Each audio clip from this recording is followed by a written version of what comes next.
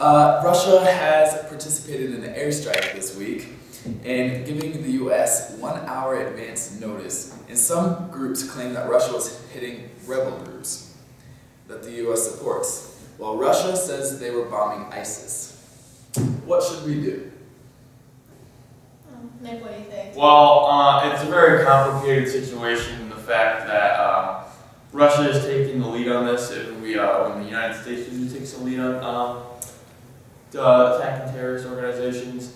And what makes the Russians so unique in this situation is they want to see Assad stay in power. Well, we want Assad to not stay in power. So we're backing the Free Syrian Army, and Russia is not backing the Free Syrian Army because they don't like the Free Syrian Army, because they want to see Assad go as well. So it's a very complicated situation, and basically the only thing that the United States and Russia can agree on in this situation is we want to see ISIS eradicated from the area. And although that might be happening with Russia, they're claiming they're bombing Russia, or excuse me, that Russia's claiming they're bombing ISIS. They're actually mostly hitting Free Syrian Army targets. So a lot of controversy there, I'd say. Yeah. Well, we're going to change gears on your guys' thought on Donald Trump. Definitely a very opinionated guy and a name that many people know, so that really helps him in the polls. He talks a lot about the immigration policies, which I think that's like their #1 priority, definitely when looking for a president. And like I said, he's just not afraid of what to say, even if it comes out wrong. So some people like that, but some people don't. Well, there was a shooting at community college in Oregon yesterday, killing 9 people. Do you think more restrictions on guns is the answer to these tragedies? Well, it always depends who you ask in these situations, because a lot of people say if you have armed teachers, they'll be better prepared to stop shootings, and more people say if you just eliminate guns from the population, then there'll be no way for a shooter to conduct the shootings. So you really get both sides of the story. It really just depends who you ask, because there are perhaps multiple solutions to the problem.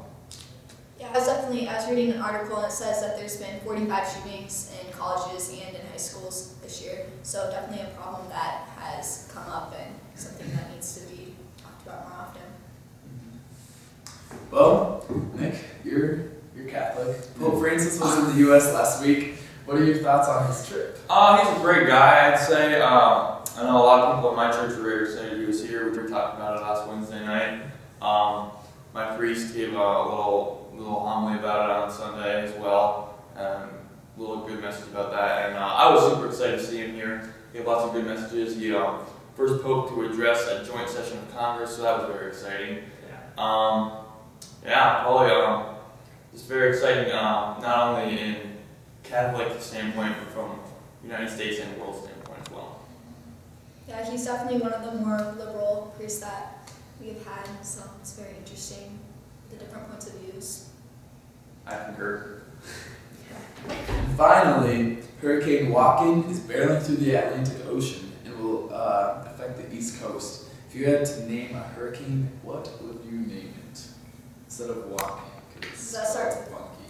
What does that start with? J. Instead of Joaquin, I'd probably name a hurricane Quasar Space Hurricane 3000. Oh, yeah. Yeah. Of course. This is the ones from space. Hurricane Juan. Wally. Juan. With a W or a J? J. Juan, like Spanish. Or I think I'm like O-N-E. Juan. Juan with a J. J-U-A-N. With a J. Guys, don't put that part in there. Alright, that's all we have for today. Thanks for joining us.